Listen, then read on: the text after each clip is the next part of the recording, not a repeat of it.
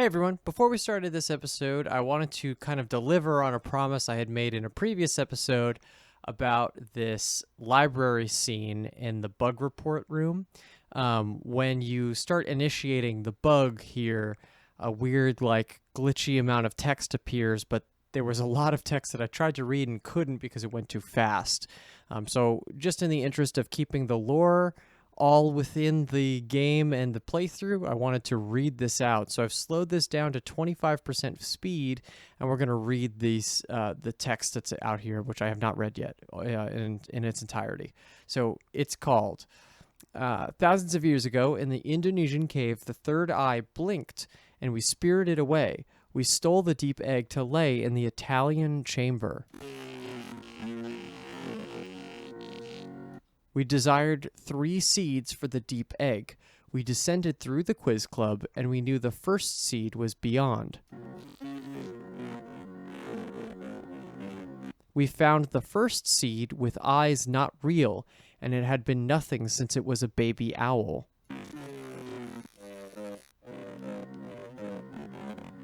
Then we descended through the Prussian forest, and beyond the trees the second seed found us. An imagined headgear appeared from which the seed had grown. All it knew was its magic show for no one. A voice echoed from the Italian chamber. It drew us to the third seed. The voice whispered, "Man cannot destroy alone. A woman with laser eyes must join me." The third seed wore the foretold laser eyes. Unlike the first and second, she was more than nothing. The deep egg was filled with 3 seeds. We laid the deep egg in the Italian chamber.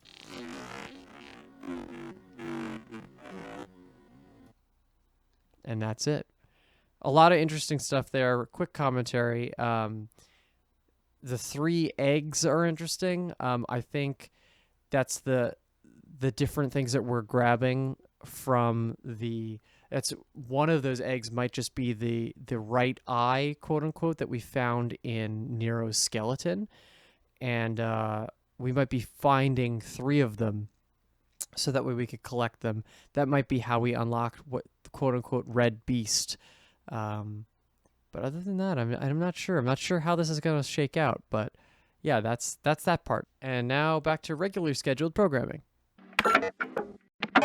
Hello, Internet. Welcome back to Lorelei and the Laser Eyes. In the last couple episodes, we have opened up the hotel immensely. We've basically done almost everything, I think, at this point on the 3rd floor, as well as the loft. As we said, there's still a puzzle or 2 remaining. Cellar has a door we have to unlock, but today's focus is really going to be the 2nd floor, because in the last episode we ended off by opening up the statue with the eye key. So we're going to head right there to be able to continue. We left off on a kind of a cliffhanger right over there. So here's where we're going to look at. Yeah, this wall completely opened up. All right, so this is our hearts door, and we do have the hearts key. Let's do it.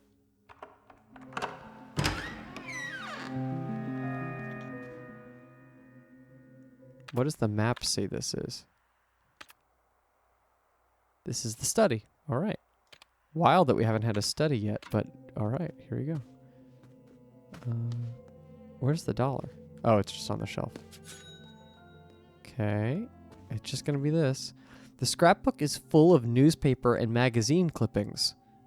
Whoa. Oh, we're going to get more quiz club stuff. Dusseldorf Post. Toys on display in museum. Interactive exhibition opens this weekend. Citizens in Dusseldorf visiting Bauschinger oh god, in hopes of seeing beautiful paintings on display will be severely disappointed. Curator Anne Catherine Braun states that the art of the future will require participation. The spectator will interact with the artwork and perhaps even co-create it. The first wave of this so-called art is an exhibition called Verschlossen Erinnerungen, spearheaded by Lorelei Weiss. a lesser-known artist from Frankfurt who thought it was necessary to litter a fine institution like Bauschinger with childish puzzle boxes that only the most fixated could possibly open. A fine product American in me wants to say county fairs, but country fairs, no doubt. But Fräulein Weiss's clothing and insistence upon wearing sunglasses indoors suggests that she has the hubris to think that her trinkets belong in the upper echelons of art society. Opening boxes in search of locked memories is a prime example of what is wrong with art today. Wow, scathing review of Lorelei's work. I would say that the puzzle boxes are actually beautiful. If you've ever seen real puzzle boxes that exist in the world but made by a host of interesting creators, some of those are absolutely amazing. I wish I had the space or the time to actually own any of those, but some of those are thousands of dollars, and obviously it's a puzzle, so once you know how to solve it, you know how to solve it. But yeah, I don't agree with that. Report from Electronic Art Symposium. Engineers are artists in this innovative exhibition. Earlier this week, the exciting Electronic Art Symposium took place in Kirchsteiger Mess. The exhibition is open to everyone and hopes to show the exciting happenings in the world of electronic devices and how they can be used for more than work and calculations. Among the selected artists was Lorelei Weiss, known for her puzzle boxes and recently her innovative use of computers. Her contribution caused quite a sensation as its deliberate malfunction caused some panic. Weiss is not too keen to talk about what the work of art meant. She did not want to end discussions by giving a correct answer. Veteran art critic Morris Talbot insisted it was a comment on the unreliability of technology, but concept artist Aichi Tanaka thought that Weiss wanted to show us the death of an artwork. See, this is interesting because, really we've been associating Nero as being, the radical artist, but there's history of Lorelei being kind of this, genre-defining artist, which is interesting. Cinema Okio. This is the one... Yeah, this is the one that they reference in the Quiz Club. There could be little doubt that Renzo Nero is not a filmmaker for everyone's tastes. His critics find him crude yet pretentious. His latest film won't win them over, but I don't think Nero cares. Un Animal Terrible is in many ways an experiment in audience participation. A number of scenes present the audience with tough choices about what should happen next. Regardless of the audience choices in Un Animale Terrible, the film always ends with Lucia coming back to life. This interactive film thus makes fun of its own concept of interactivity. Nero says that this is a comment on the illusion of democracy, but it works just as well as a joke about the illusion of interactivity. We like to think that we affect outcomes, but in truth, most of us are mere spectators, superfluous tired eyes. It's the participation that in the end makes Un Animale Terrible such an intense viewing. This should be essential viewing for anyone remotely interested in the development of narrative media, but be warned, it's not a pleasant film by any means.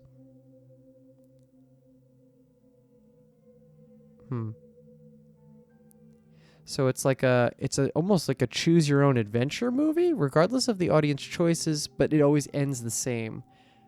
So it's making fun of the idea that you might have a choice in a movie that's technically a linear medium. There are movies that aren't linear though, or at least not linear in the same, that are just one path. I think the weird example, but the movie Clue, the film adaptation of the board game Clue, I think had 3 different endings, and the DVD version, which I used to rent as a kid, you could choose an ending, which is wild. Journal du Sud. Renzo Nero wins big in Monte Carlo. Will spend the money on new film project. The director caused some mirth when he arrived in Club Rouge with a grocery bag stuffed with American dollar bills and stated that he was there to clean house. According to witnesses, Renzo Nero was in good spirits and joked with both staff and other patrons.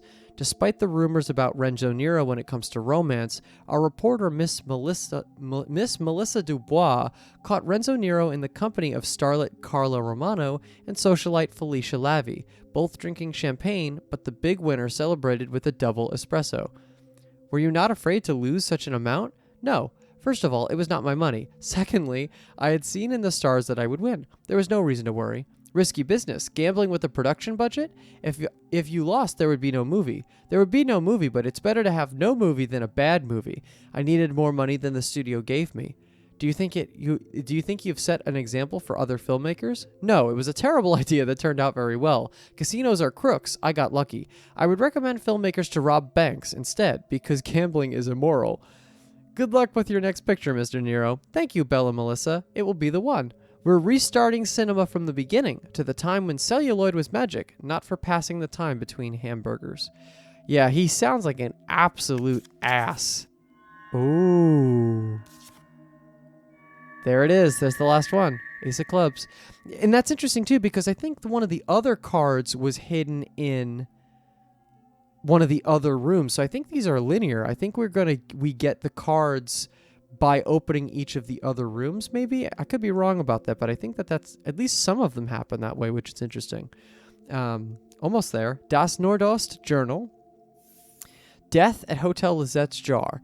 As we've learned last year is what it stands for, potentially. Police are coy about details. The police are investigating a death that occurred at Hotel Lizette's Jar yesterday evening. The hotel has been closed for the season, but according to neighbors, there had been a film shoot in the weeks past. That's interesting. That's new information, I think. That we didn't know technically that there has been a film shoot there.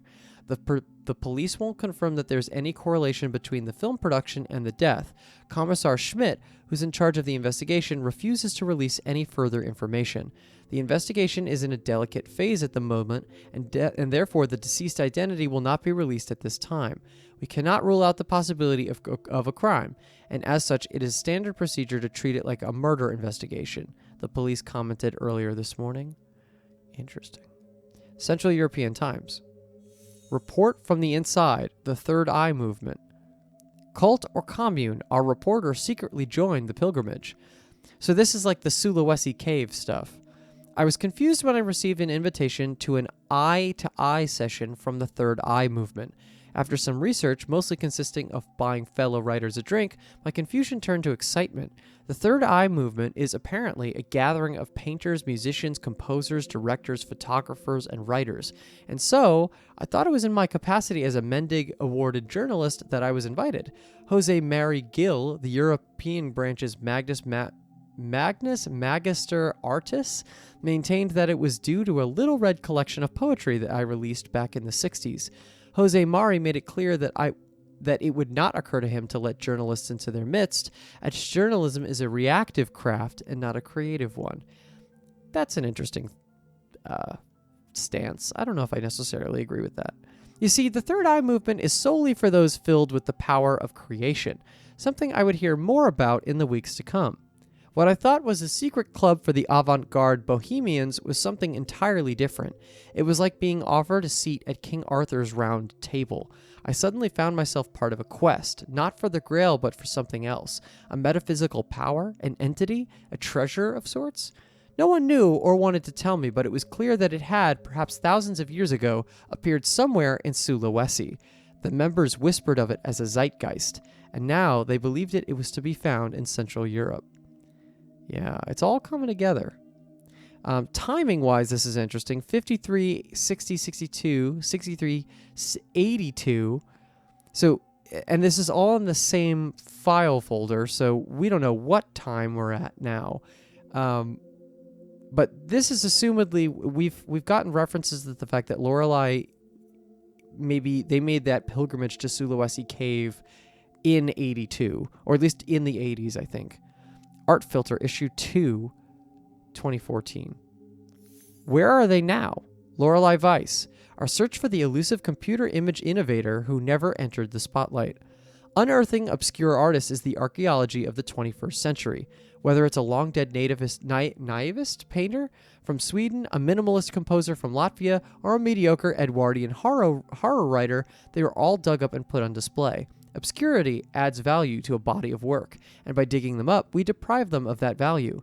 But the thing about Lorelei Weiss's most interesting art is that it can't be sold, because no one really knows if it exists anymore. Gallery owner Gaston Rousseau pours us a coffee in his apartment in Paris. Last year, he started to research the possibility of doing an exhibition which would act both as tribute and a retrospective of the eclectic artist. He had hoped to recreate her lost art with the help of Weiss herself, and today's most admired names in computer art. She was the Gauguin of the electronic era, Rousseau tells ArtFilter. If all of Gauguin's work had been burned, that is. Weiss was an elusive figure even when she was in zenith, but after the Nero affair, for which she is sadly most remembered, few have met her. Though Rousseau's network in the art world, he managed to track her down in Hamburg and swiftly traveled to arrange a meeting with her. I was too late. I had such big plans. Maybe I was a fool to believe that I could create a renaissance for a long-forgotten electronic art pioneer, Rousseau sighs. The old woman I met could hardly see, let alone speak. It didn't look like she had much time left. The Nero affair. Connected. The internet mystery of the OCU3. Truth or fake? We dive deeper into the modern myth of the 1960s computer. We've all heard the story by now. In Augen-Waldberg, where entrepreneurs Mick Otto and Rob Geib are building a Euro funland, complete with golf courses, spas, and restaurants, a construction worker came upon a computer and believed to be from the 1960s, the OCU3. First found in what was the basement of the old mansion which previously stood on the grounds, it was later sold at a flea market, and eventually ended up in the hands of an anonymous individual known as Pute on several forums. Pute then claims to have managed to reconstruct parts of the data on the OCU3. We've all seen the results on the internet. We've all been astonished by it. And we've all asked ourselves in the same questions. Was this type of technology available in the 1960s? Could an entire interactive retrospective be made or even fit on the primitive devices of that time? In the coming weeks, we will try to answer these questions and dive deeper into the mystery of the OCU3. So yeah, I think everything I'm seeing makes it sound like this... this is a weird theory, but Lorelei Weiss is a computer artist. She clearly is gifted in her craft and putting puzzles together. I think, potentially, this entire game is taking place on the supercomputer. That might have just unlocked a ton of information. If we're watching from the future, right, because we're every time we save the game, we're in 2024. So I think potentially we're in 2024 playing on the supercomputer, and Lorelei has programmed in her future, in the past, she had programmed all of these puzzles and things to be interacted with, and the data is all stored within the supercomputer. That could possibly be a situation where I could see that happening. And then all of this is just kind of a reflection of her life, and the time is weird because it's all within a computer. It's not actually a reality situation. So it's technically the idea that this is all simulation, but it's a little bit bigger than that. And I think solving the supercomputer will result in the third eye opening. We're almost 80% of the way through the game, though. We're there. I want to just check where all that stuff just landed, though. Not signs, notes.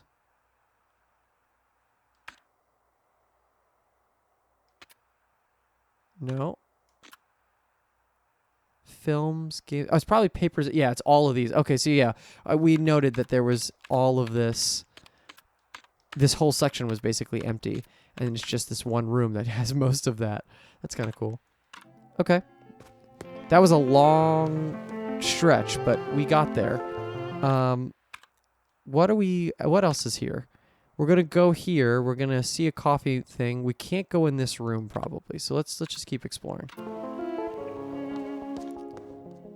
Okay, we have the coffee maker. We see $1. I got that. This is a shortcut door that I cannot open from this side. We continue. Oh. Red window. Okay. 1948. Well, we definitely have the key for that, so let's just take it. The 1948 key is the father's room. And I'm assuming the father's name is what we're going to give ourselves information-wise. Okay, let's try this one. All right. A projector and a bunch of reels. Let's read the sign. Lorelei Weiss, 1948. In our life, we are always looking for directions, be it to get home or to move forward, but in 1948, the artist instead presents us with the idea that how we turn is equally important as our direction, even suggesting that they are one and the same. Okay. I think I already understand. There are 10 marked film rolls. Okay. So 1948 is what I'm going for. Let's do one. Okay, it is a square rotating on the right side. Okay. How about 9? It's a square rotating on the left side. 4. It is a static square. And 8. And now it is rotating top to bottom. Okay. Oh, and I see what the pattern is.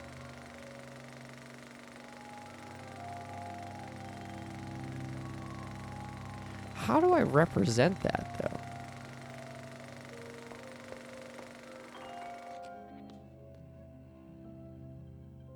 So this is the pattern on the door here is gonna be the pattern on the box. So hold on, let's go to 48. It's gonna be this. That's what we're gonna be able to mess with.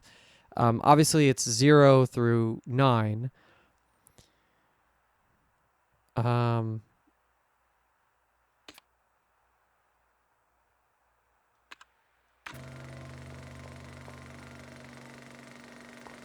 That's a weird one. Let's just see some of the other...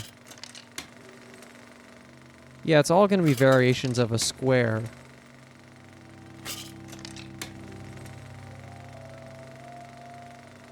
Maybe it's what direction it's spinning, so this would be the bottom one turning to its right? Essentially, I don't know. I want to keep exploring. I'll think about that while we're doing that. Sign. Renzo Nero, red window about to break. Performance brick window artist audience. Nero's work is characterized by its strange logic. Events occur independent of space and time, and scenes are rearranged to construct a narrative not driven by chronology, but rather by intuition and association. In this aptly titled piece, Nero confronts us with the thesis that destruction can be art. Holy shit. That scared the fuck out of me. I mean, I guess it was signaled, but that scared the living Christ out of me. Oh my god. Brick. There's a note and a key tied to the brick. Did you make it to the red window yet? This has only been painted red. It is not the one. I'm really enjoying your game. I found this key. You hit it very well. You're good at this game. The C-shaped key. The coffee, right? Coffee, maybe, possibly? Let's see.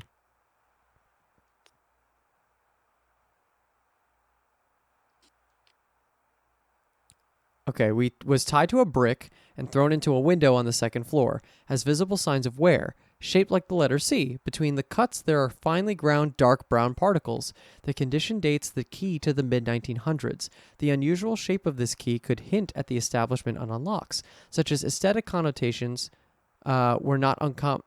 As such, aesthetic connotations were not uncommon in the 1940s to 1960s.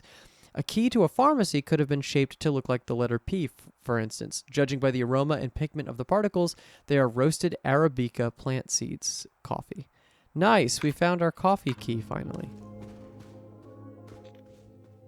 Okay, 1960. We got another $1. A lot of stuff out here. Look at this. We have another save. Okay, bolted shortcut 9. How are we doing on this map? Okay, so we can get in this room. We'll open the shortcut here. I know there's $1 on the other side of this door. And then otherwise, we're mostly there. 81% truth recovered. Let's do this shortcut. A strange man walks into a cafe. He wears a black suit and sunglasses. He sits down by your table and whispers, I have a message for you. Meet me here for breakfast, 210 degrees after 0. You know the number, yes? He then quickly leaves again. What number did the strange man mean? Meet me here for breakfast, 210 degrees? Well, so this is another clock angle puzzle, right? So 210 degrees after 0. Oh, fuck. 180 degrees would be 30 minutes. And then another 30 would be 7. So it'd be 30. It'd be the 7 on the clock or 35. But what is it? 7? Meet me here for breakfast after 0.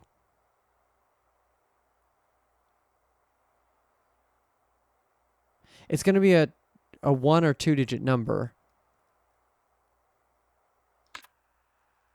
It's going to be either 35 or 7, I think.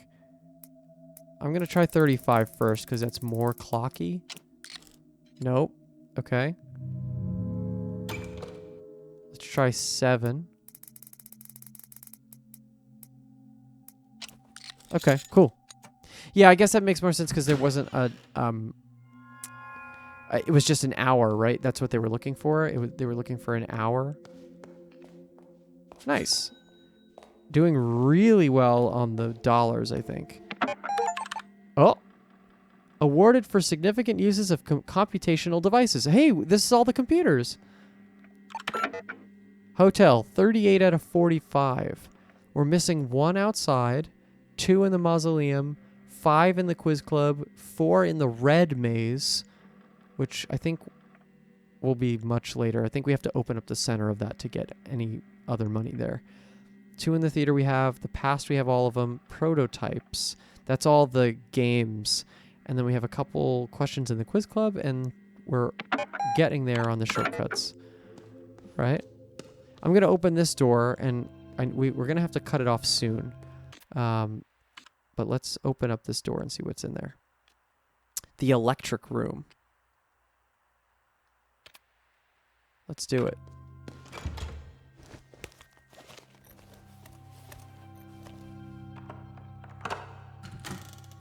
What's inside? Ooh. Handheld film camera, so we're going to be able to walk around this. So this one I think is just going to be finding the numbers in the pixels, but let's see. 1960. In 1960, the artist invites us to look at things differently. Armed with new perspectives, the abstract becomes concrete, and meaning appears where there previously was none.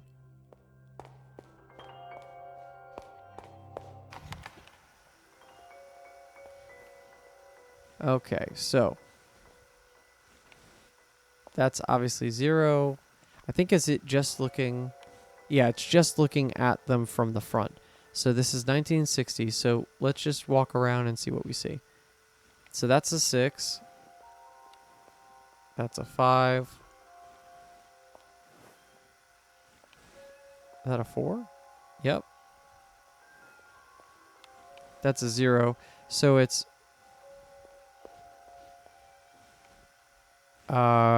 6, 0, and then other side, 9, and this one's going to be the 1.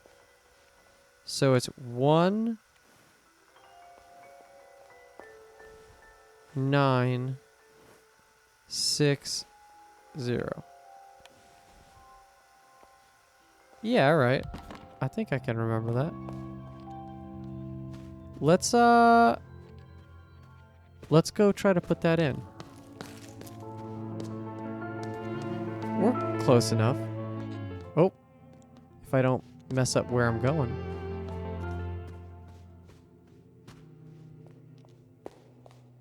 Okay. And we only have 2 more of these. Okay, it's gonna be this one. Oh. Okay, so 1, 9, 6, 0. Yep. Her advertising sketches for the KLB Electronics would lead to perhaps her greatest artistic triumph. KLB was at the height of its game and believed then to be the future of computer manufacturers. In a frenzied creative feat, Jose Joe Herzmuller decided that instead of a dry technical demonstration, they should demonstrate the OCU in an art exhibition, the 1960 Electronic Art Symposium. She was one of 5 artists handpicked for the exhibition, and her contribution, Rechner, marked the start of her technological phase. Cool. Can I? Oh yeah, I guess you can read the pages in the box. That's cool. Okay, so the way this is laid out, this is the side. So, okay, so if one was turning to the right, I don't remember the other ones now. 9 was stationary. This one was turning up, and then this one was turning down. No. We're going to have to look at the right solution there, but I don't want to make these episodes too long. I think we're going to pause this now, and we'll try to solve that one in the next one. Thank you so much for watching. This game is always getting more interesting and always unlocking more and more as we go. I appreciate you watching all the way up to this point. If you have, please give this video a like, subscribe to see all the episodes of this show as well as many other ones. There's a playlist if you want to catch all these episodes. If you're hopping in somewhere later in the playthrough, you can watch the whole thing like a big TV show. Thank you so much for watching, and we'll see you in the next one.